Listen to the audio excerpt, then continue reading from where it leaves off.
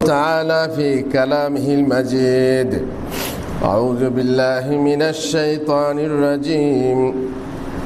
فذلكم الله ربكم الحق فماذا بعد الحق إلا الضلال فأنى تصرفون।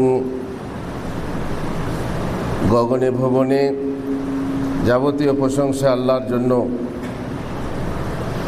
যে আল্লাহ তাআলা আমাদের সৃষ্টিকর্তা পালনকর্তা, যে আল্লাহ আমাদের একমাত্র উপাস্য, একমাত্র মাবুদ। সারা বিশ্ব জাহানে যেমন কোনো দ্বিতীয় সৃষ্টিকর্তা নেই, কোনো পালনকর্তা নেই, তেমনি অন্য কেউ উপাস্য নেই, মাবুদ নেই, ইবাদতের যোগ্য নেই। কারণ ইবাদতের যোগ্য হবে সেই যে সৃষ্টিকর্তা এবং পালনকর্তা। সংখ্যার দিক থেকে পৃথিবীতে মুসলিমদের সংখ্যা দ্বিতীয় স্থানে। সংখ্যা অনেক আছে, যদিও আমরা প্রকৃত মুসলিম বহু কম আছে। আর ধর্মে ধর্মে ভেদাভেদ, ধর্মে ধর্মে কোন্দল দেখে পৃথিবীর মানুষ তিন ভাগে ভাগ হয়ে গেছে। নানা ধর্ম বিধর্ম, যত ধর্মীয় এবং বিধর্মীয় আছে, সব মানুষ তিন ভাগে ভাগ হয়ে গেছে। এক হচ্ছে তারা রচনা করেছে মানবতার ধর্ম। মানবতার ধর্ম এই জন্য যে ধর্ম মানলে এই ভেদাভেদ, এই কোন্দল, এই লড়াই, এই দাঙ্গা, এই সাম্প্রদায়িকতা, এটা তাদের পছন্দ নয়, নিশ্চয়ই কারো পছন্দ নয়। সুতরাং তারা বলছে যে ধর্ম বাদ দিয়ে মানবতার ধর্ম করো। মানবতার ধর্ম তারা রচনা করেছে, সন্তান হলে তাকে লালন পালন করো, ধর্মহীনতার সাথে হিন্দু बनोगे कि মুসলমান बनोगे, ইনসান কি औलाद ইনসান बनोगे। তারা রচনা করেছে সবার উপরে মানুষ সত্য, তাহার উপরে নয়। দুই হচ্ছে আরেক শ্রেণীর মানুষ, যারা এই ভেদাভেদ দেখে তারা বলছে সব ধর্ম সমান। বাবা, মারামারি করে দরকার নাই, তোমাদেরটাও ঠিক আমাদেরটাও ঠিক, সব ধর্মই সমান, সব ধর্মই ঠিক। যে কোনো ধর্ম আসছে সেটাকেই ঠিক বলছে, আসমানি হোক আর মানুষের মনমানি হোক। মানুষের মনমানি ধর্মকেও তারা ধর্ম বলে স্বীকার করছে। অথচ ধর্ম হচ্ছে একটা। সমস্ত মহাপুরুষদের ধর্ম হচ্ছে একটা। আদম থেকে নিয়ে শেষ নবী পর্যন্ত সকলের ধর্ম হচ্ছে একটা, হক হচ্ছে একটা। হক একাধিক হতে পারে না। আল্লাহ তাআলা সূরা ইউনূস ৩২ নম্বর আয়াতে বলছেন, ফাযালিকুমুল্লাহ, সেই মহিমাময় আল্লাহ যিনি সকলের সৃষ্টিকর্তা আর যিনি ওপরওয়ালা, তিনি হচ্ছেন তোমাদের রব। তিনিই হচ্ছেন সত্য আর তিনিই হচ্ছেন হক। ফামাযা বাদাল হাক্কি ইল্লা দালাল। সুতরাং হক থাকার পরে, সত্য একজন থাকার ফলে পরে আবার কে হক হতে পারে? বরং বাকি সব হচ্ছে বাতিল, বাকি সব হচ্ছে ভ্রষ্টতা। এই হকের পরে আর কোনো সুপথ নেই, এই হকের পরে আর কোনো হক নেই। সুতরাং তোমরা কোথায় ফিরে যাচ্ছ? তিন নম্বর শ্রেণীর মানুষ, তারা বলে ধর্ম বলে কিছু নেই, মানে ধর্ম বলেই কিছু নেই। তারা বলছে তারা নাকি বিজ্ঞান মনা, তারা নাকি উন্মুক্ত মনা, তারা ধর্ম বলে কিছুই স্বীকার করে না। আর এদেরই সংখ্যা বর্ধমান হচ্ছে। মুসলমান থেকে তারা অমুসলমান হয়ে যাচ্ছে, নাস্তিক হয়ে যাচ্ছে, এবং অন্যান্য ধর্ম থেকে তারাও হচ্ছে। কিন্তু হক যেটা, যারা বলছে সব ধর্ম সমান, তারা হক ও বাতিলের সাথে সংমিশ্রণ করে হক ধর্মকেও বাতিলের মতোই মনে করছে, মানে সেটাও ঠিক নয়। অথবা বাতিল ধর্মকেও হক মনে করছে। দরকার নেই কে হক কে ভালো কে ঠিক কে ব্যাঠিক দেখার দরকার নেই, সবাই ঠিক এই বলে তারা স্বীকার করে নিচ্ছে। আর কি বলবার, ধর্মে ধর্মে সংঘর্ষ দেখে হককে বাতিলের সাথে তুলনা করছে। মূলত হক সন্ধান না করে তারা সত্যের অপলাপ ঘটাচ্ছে। হক যে একটা আছে সেটা সন্ধান করো, যেটা হক সেটাকে সন্ধান করো, তারপরে গ্রহণ করে নাও। আল্লাহ তাআলা বিবেক বুদ্ধি দিয়েছেন, আল্লাহ তাআলা সেই বান্দাদেরকে সুসংবাদ দিয়েছেন, সেই মানুষকে সুসংবাদ দিয়েছেন। আল্লাহ তাআলা বলছেন ফাবাশশির ইবাদ, বান্দাদেরকে সুসংবাদ দাও। আল্লাযীনা ইসতামিউনাল কাওলা ফায়াত্তাবিউনা আহসানা, যারা কথা শোনে কিন্তু সব থেকে ভালো কথা, সব থেকে যেটা সুন্দর কথা, সেই কথার অনুসরণ করে।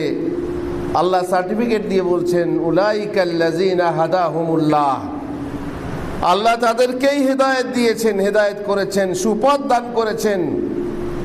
ওয়া উলাইকা হুম উলুল আলবাব, আর তারাই হচ্ছে জ্ঞানী মানুষ। এরাই হচ্ছে জ্ঞানী মানুষ, বিজ্ঞানী মনা না।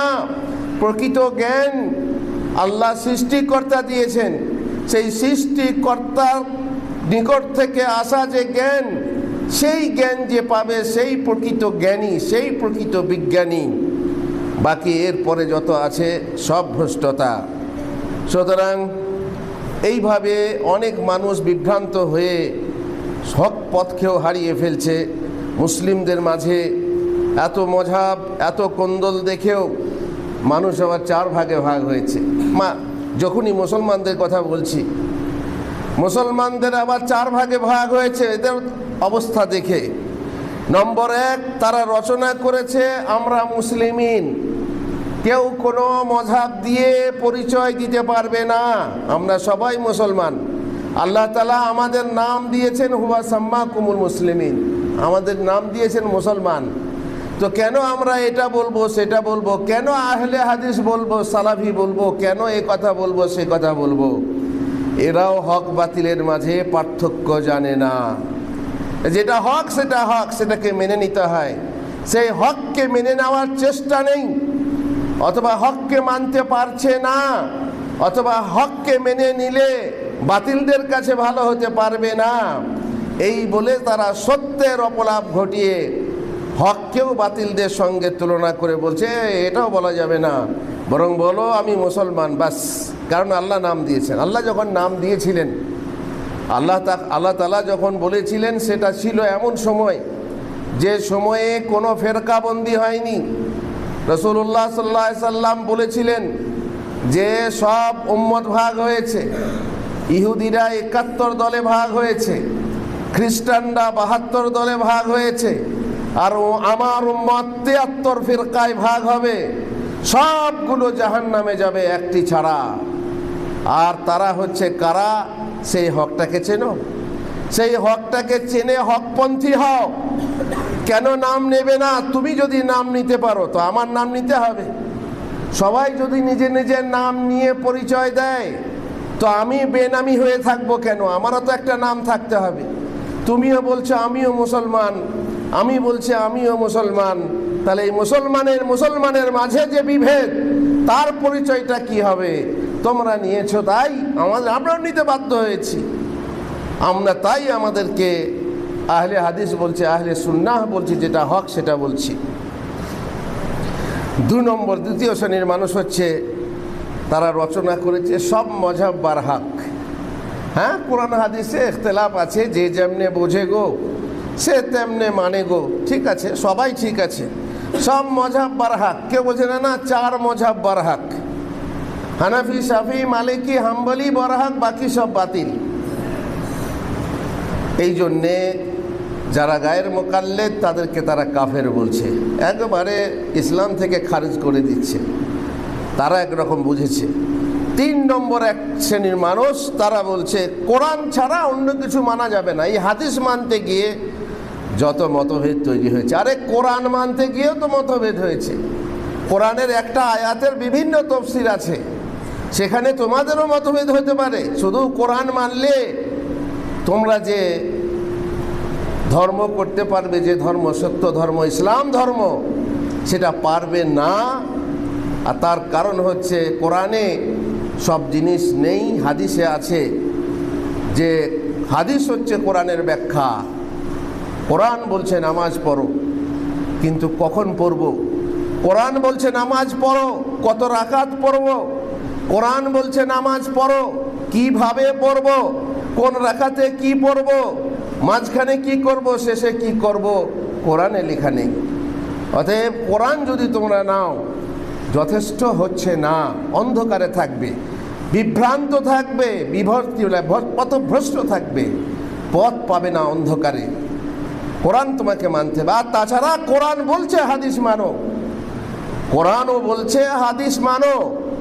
কোরআনে ইঙ্গিত আছে সব কথার, হাদিসে তার ব্যাখ্যা আছে, ওলামারা তার ব্যাখ্যা করে দিয়েছেন, ফোকাহারা সব মশলা বের করে দিয়েছেন। মতভেদ হতেই পারে, যেটা হক সেটা খোঁজো।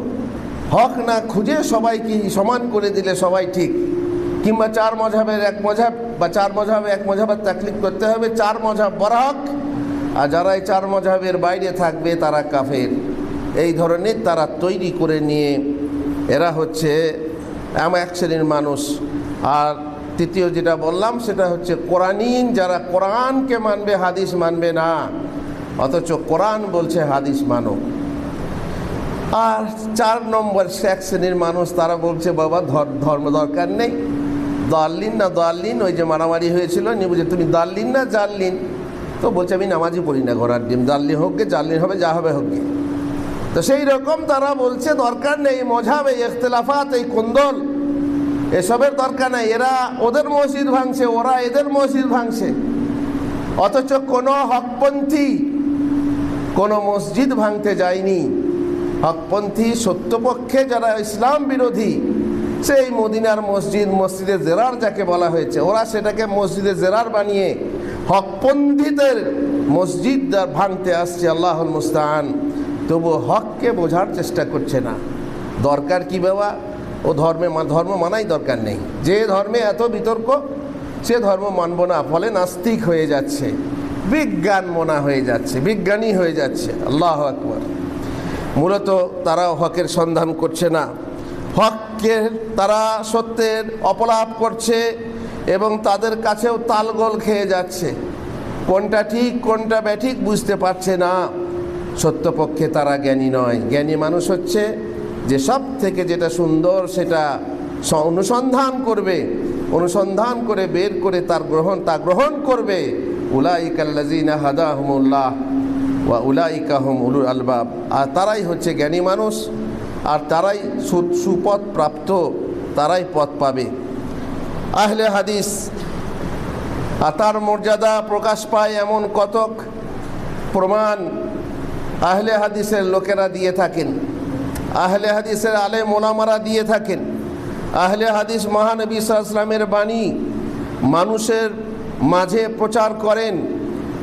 আর তিনি বলেছেন, নাদ্দারাল্লাহু ইমরান সামিআ মিন্না শাইআন ফাবাল্লাগাহু কামা সামিআহু। শোনো হাদিসের ছাত্ররা, শোনো, তোমাদের কত বড় মর্যাদা শোনো। মহানবী সাল্লাল্লাহু আলাইহি ওয়াসাল্লাম তোমাদের জন্য দোয়া করেছেন। যারা হাদিস প্রচার করছো, যারা হাদিসের ব্যাখ্যা করছো, হাদিসের ফিকহ প্রচার করছো, তাদের জন্য দোয়া হলো আল্লাহ সেই মানুষের শ্রীবৃদ্ধি করুক, আল্লাহ সেই ব্যক্তিকে সুন্দর করুক, যে ব্যক্তি আমার নিকট থেকে আমার কোনো হাদিস শোনে, ফাবাল্লাগাহু কামা সামিআহু, যথাযথ রূপে হুবহু অপরকে পৌঁছে দেয়। ফারুব্বা মুবাল্লাগিন আও আমিন সামিঈন, কেননা যাকে হাদিস বর্ণনা করা হয় এমনও হতে পারে যে সে শ্রোতা অপেক্ষা অধিক উপলব্ধিকারী ও স্মৃতিধর। তুমি মনে করো কাউকে পৌঁছে দিলে, তুমি যদি ফকিহ না হতে পারো, হয়তো যাকে পৌঁছাচ্ছ সে তোমার থেকে বড় ফকিহ। তুমি যদি উপকৃত না হও, এমনও হতে পারে যাকে হাদিস পৌঁছাচ্ছ সে হয়তো উপকৃত হবে। আসহাবে হাদিস, হাদিস ওয়ালারা শোনো, তিনি সম্মান করা রাসূলুল্লাহ সাল্লাল্লাহু আলাইহি ওয়াসাল্লাম তোমাদেরকে সম্মান করার ওসিয়ত করেছেন। আর আবু সাঈদ থেকে বর্ণিত, তিনি বলছেন মারহাবান বে ওসিয়তে রাসূলুল্লাহ সাল্লাল্লাহু আলাইহি ওয়াসাল্লাম। কিছু হাদিসের ছাত্রকে দেখে তিনি মারহাবান বললেন, রাসূলুল্লাহ সাল্লাল্লাহু আলাইহি ওয়াসাল্লামের ওসিয়তকে স্মরণ করালেন।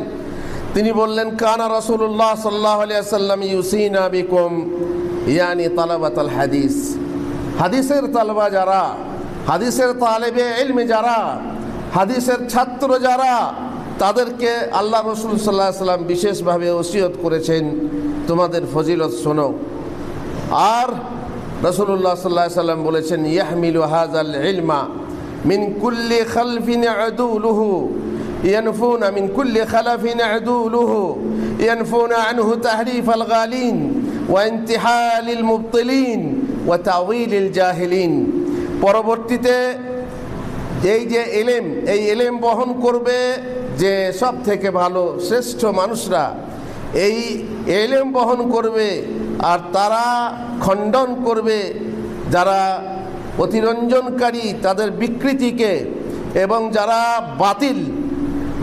বাতিলকারী, যারা মিথ্যা বলে এই হাদিসের বদনাম করে, এই হাদিসকে বলে জাল হাদিস বা এই হাদিসকে অমান্য করতে চায়, তাহলে তাদের থেকে তারা, সেই আহলে হাদিসের বা মুহাদ্দিসিনরা সেটাকে খণ্ডন করবে। আর জাহেলদের তাবিল থেকে, অপব্যাখ্যা থেকে, হাদিসের অপব্যাখ্যা আজ দেখুন কত হচ্ছে, তারা হচ্ছে জাহেল, সেই জাহেলদের অপব্যাখ্যার খণ্ডন করবে।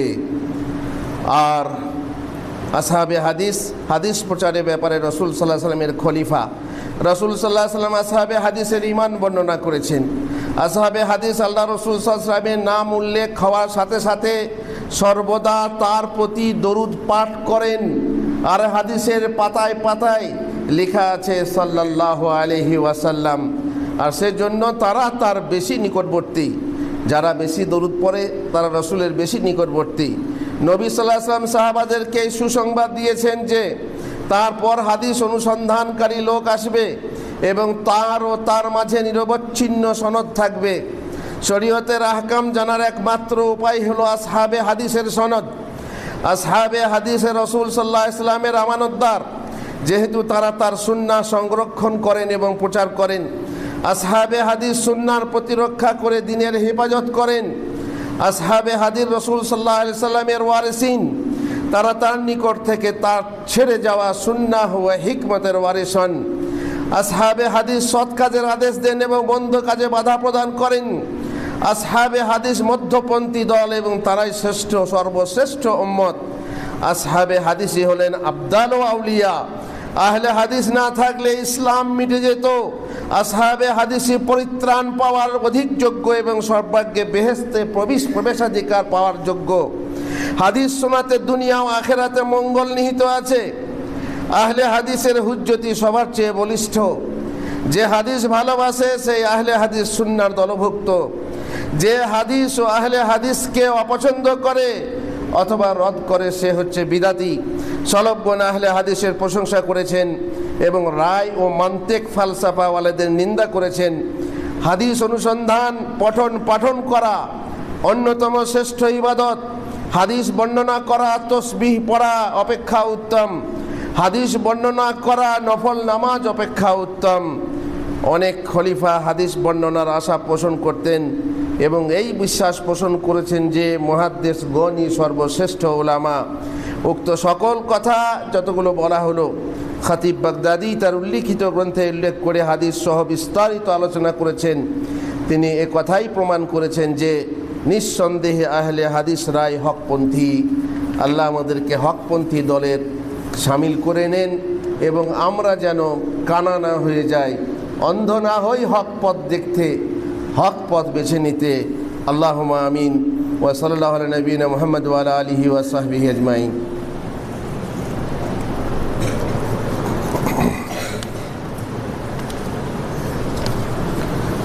আলহামদুলিল্লাহ রাব্বিল আলামিন ওয়াসসালাতু ওয়াসসালামু আলা রাসূলিহিল কারীম ওয়া আলা আলিহি ওয়া সাহবিহি আজমাইন। বড় বড় আলেমদের মধ্যে একজন হচ্ছেন আবুল হাসানাত মোহাম্মদ আব্দুল হাই লখনবী রাহিমাহুল্লাহ। তিনি লিখেছেন, যে ব্যক্তি ন্যায়পরায়ণ দৃষ্টিতে বিচার করবে এবং অন্ধ পক্ষপাতিত্ব থেকে দূরে থেকে ফিকহ ও উসুলের দরিয়ায় ডুব দেবে, সে প্রত্যয়ের সাথে জানতে পারবে যে সকল ফুরু ওয়া উসুলের মাসাইলে ওলামাগণ মতভেদ করেছেন তার অধিকাংশে মুহাদ্দিসিনদের মযহাব অন্যান্যদের তুলনায় বলিষ্ঠ। হাদিসের মযহাব অন্যান্যদের তুলনায় বলিষ্ঠ। আমি যখনই কোনো বিতর্কিত মাসালার উপত্যকায় বিচরণ করি তখনই মুহাদ্দিসিনদের উক্তিকে ন্যায়পরায়ণতার অধিক নিকটবর্তী পাই। সুতরাং তাদের আমল কতই না সুন্দর, আল্লাহ তাদেরকে নেক প্রতিদান দিন। কেন নয়, যেহেতু তারাই হলেন নবী সাল্লাল্লাহু আলাইহি সাল্লামের প্রকৃত ওয়ারিস এবং তার শরীয়তের সত্যিকার নায়েব। আল্লাহ যেন তাদের সাথে আমাদের হাসর করেন এবং তাদের ভালোবাসা ও চরিত্রের উপর আমাদের মৃত্যু দান করেন। আল্লাহুম্মা আমিন। তারা বলেন, আসহাবুল হাদিস মানে কেবল মুহাদ্দিসিনকে বোঝানো হয়েছে। জি, এ তো মুহাদ্দিসিনদের কথা হলো, তোমাদের কথা তো হলো না, আম পাবলিকের কথা তো হলো না। তখন তথাকথিত আহলে হাদিস তারা ওই মধ্যে সামিল না, এ তো মুহাদ্দিসিনদের কথা। যাদের কাছে হাদিসের ইলম আছে কেবল তারাই সাহায্যপ্রাপ্ত দল, কেবল তারাই ফেরকা নাজিয়া। আশা করি জ্ঞানীগণ মানবেন যে যারা তাদের অনুসরণ করে, যারা মুহাদ্দিসিনদের অনুসরণ করে, সহিহ হাদিস ভিত্তিক আমল করে, সহিহ হাদিসকে মানে, তারাও তাদেরই দলভুক্ত। আম জনসাধারণ মুহাদ্দিসিন না হলেও তারা তাদের আদর্শ অনুসারে চলে, তাই তারাও হচ্ছে আহলে হাদিস। যেমন আহলে কিতাব খ্রিস্টানদের, ইহুদি খ্রিস্টানদের বলতে তাদের ওলামা ও আম জনসাধারণ উভয় শ্রেণীর মানুষকে বোঝানো হয়েছে, শুধু তাদের ওলামাকে বোঝানো হয়নি। সুতরাং গোড়ামি ছাড়ুন, অনুদারতা ছাড়ুন, উদার হতে শিখুন। হকের পরশ পেতে মানুষের উদার হতে হবে, মানুষকে উদার হতে হবে, নচেত কোনো গোড়ামি ও মানুষকে হক তার পরশ দেবে না। যদি কেউ গোড়া হয় সেই গোড়াকে হক পরশ দেবে না। আপোষ মানব, তবে তাল গাছটি আমার বললে কি কোনো সত্য সিদ্ধান্তে পৌঁছানো সম্ভব হয়? কোনো হটকারী যদি নিজের সিদ্ধান্ত থেকে চুল বরাবর না হটে তাহলে সত্যের ফায়সালা পাবে কিভাবে? দ্বার বন্ধ করে দিয়ে ভ্রমটাকে রুখি, সত্য বলে আমি তবে কোথা দিয়ে ঢুকি?